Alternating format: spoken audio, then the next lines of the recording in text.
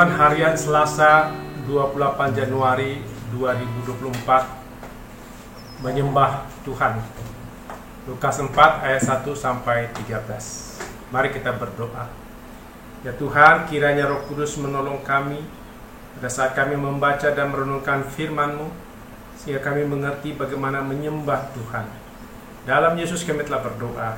Amin. Salam sejahtera.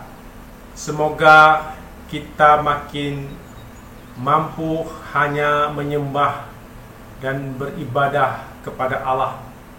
Lukas 4 ayat 8. Menyembah Allah adalah perintah yang diucapkan Yesus untuk menolak kehendak iblis, yang meminta Yesus untuk menyembah iblis dengan janji akan memberikan kuasa dan kemuliaan di dunia kepadanya. Dalam Lukas 4 ada ucapan Yesus dan ucapan iblis. Ucapan iblis selalu mendorong orang untuk menyembah berhala. Ucapan Yesus mendorong manusia untuk hanya menyembah Allah. Menyembah berhala berarti menyembah kuasa jahat, menyembah iblis. Yesus mengajarkan dan memberi contoh bagaimana melawan kuasa jahat, melawan penyembahan berhala. Roti, kuasa, kedudukan, dan kemuliaan bisa dipakai iblis untuk membuat manusia menyembah berhala, menyembah iblis, menyembah kuasa jahat. Kuasa jahat, kuasa dosa adalah kuasa yang membuat orang menolak, memberontak pada kehendak Allah. Orang menyembah Allah hanya dalam roh dan kebenaran. Yohanes 4 ayat 24. Mengapa kita menyembah Allah dalam roh dan kebenaran? Karena Allah bukan manusia, tidak kelihatan. Allah dikenal dalam Roh Kudus dan kebenaran Allah atau firman Allah. Allah bukan benda, bukan kesaktian, bukan tenaga sihir. J. Verquel, Etika Kristen Kapitas Lekta, BPK Gunung Mulia. Allah menyatakan diri dalam Yesus, yaitu firman yang menjadi manusia. Satu-satunya cara menyembah Allah yang benar adalah dengan meminta Roh Kudus menguasai hati, roh, jiwa, pikiran, tindakan kita, agar kita berpegang pada firman-Nya. Kalau orang menyembah Allah tanpa hati dikuasai Roh Kudus, maka hal itu tidak membuat orang menyesali dosa, bertobat, berubah. Lydia bersama komunitas perempuan bersekutu bergaul dengan firman Tuhan, menyembah dan beribadah pada Tuhan. Kisah Para Rasul 16 ayat 14-15. Tapi hanya Lydia yang dibukakan hatinya oleh Tuhan, sehingga memperhatikan apa yang dikatakan Paulus dan dibaptis bersama seisi rumah. Hanya orang yang menyembah Allah dalam roh dan kebenaran, artinya hati, roh, jiwa, pikiran dikuasai Roh Kudus, mau melakukan kebenaran Tuhan. Orang yang mau dikuasai Roh Kudus adalah orang yang rindu bersekutu, bergaul dengan Tuhan, bersama orang yang rindu mendengar kehendak Tuhan. Kalau menyembah Allah tanpa hati, roh, jiwa, pikiran, dan tindakan, maka penyembahan atau ibadah itu hanya ibadah lahiriah saja, menjadi kebiasaan rutin, ibadah yang mati beku, tidak membawa pada penyesalan dosa dan pertobatan atau perubahan.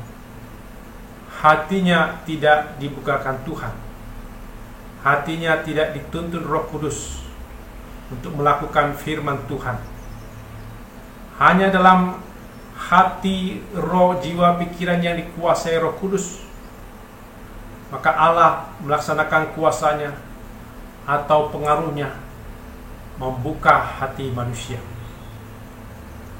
Yesus yang sudah diurapi Roh Kudus, Lukas 3 ayat 21 sampai 22. Maka Roh Kudus membawa Yesus ke padang gurun untuk dicobai. Pencobaan itu adalah pekerjaan iblis yang mendorong manusia untuk tidak percaya Allah, menolak kehendak Allah, tidak menyembah Allah, tidak mau dibukakan hatinya oleh Tuhan, tidak mau diubahkan Tuhan, maunya menyembah berhala, menyembah iblis dan kehendaknya. Pencobaan itu adalah antara ujian ketaatan pada Allah atau ikut godaan bisikan iblis, taat pada iblis. Iblis membawa orang menjauh dari Allah, tidak dekat dengan Allah, mengasingkan diri dari Allah, tidak menyembah Allah. Yesus dikuasai Roh Kudus dalam doa dan puasa, tapi iblis tetap mencobainya. Iblis tidak pernah berhenti menggoda, baik saat kita berdoa, bersekutu, berpuasa, merenungkan firman Tuhan. Karena itu kita terus melawan godaan iblis dengan menggunakan perlengkapan senjata Allah.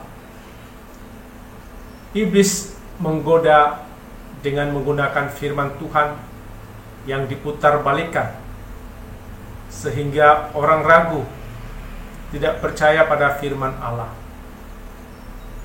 Hawa digoda iblis dengan ucapan iblis seperti, tentulah Allah berfirman, jangan kamu makan buah dari semua pohon di taman ini, bukan? Kejadian 3 ayat 1. Hawa menolak godaan iblis dengan menggunakan firman Tuhan.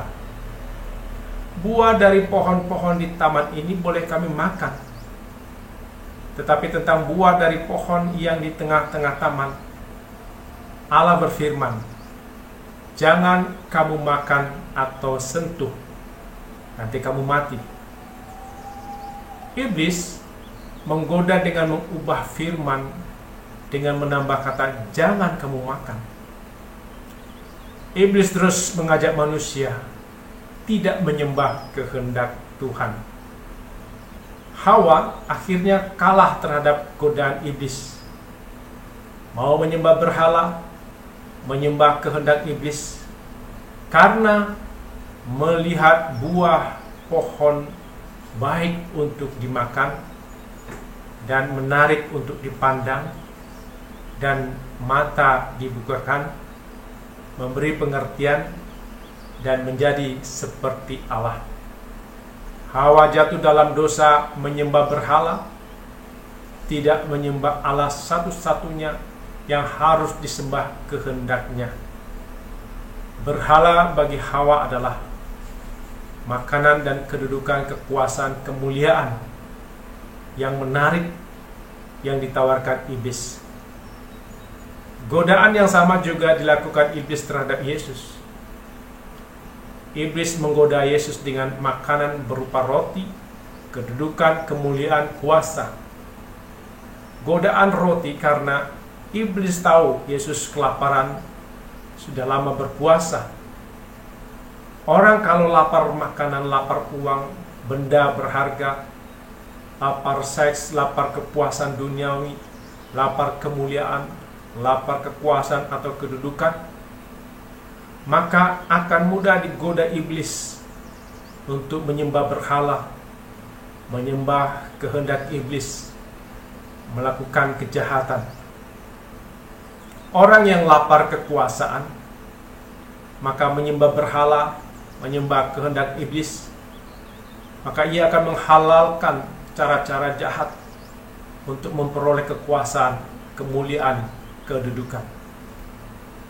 Yesus hidup dikuasai Roh Kudus dan dibimbing dalam kebenaran atau kehendak Allah.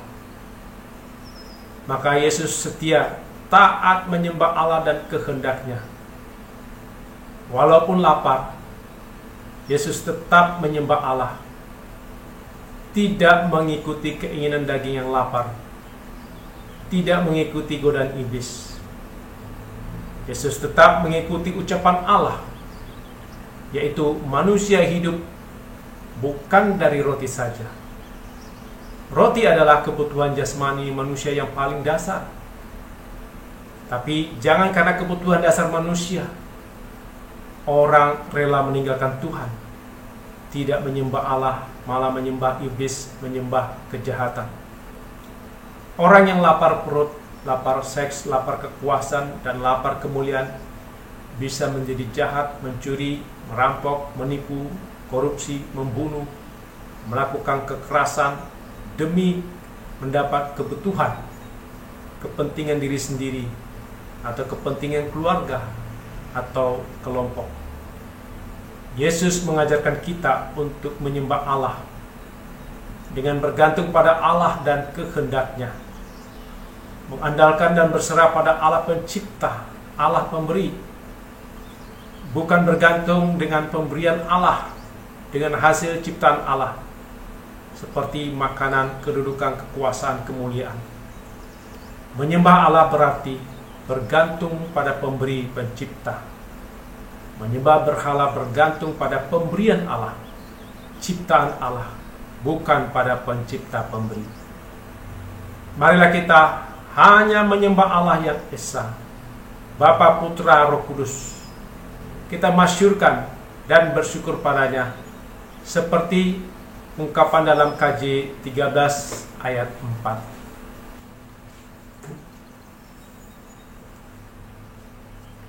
Allah kami yang esa, Bapa, Putra, dan Roh Kudus. Allah kami yang esa, Bapa, Putra, dan Roh Kudus. Kami datang menyembah-Mu, memasyurkan kuasa-Mu. Puji syukur kepadamu. Amin. Mari kita berdoa. Ya Tuhan, kiranya kami makin mampu menyembah hanya pada Tuhan satu-satunya yang esa. Kami memuliakan kuasa Allah, dan hanya kepada Tuhan saja kami beribadah serta bersyukur. Dalam nama Yesus kami berdoa. Amin.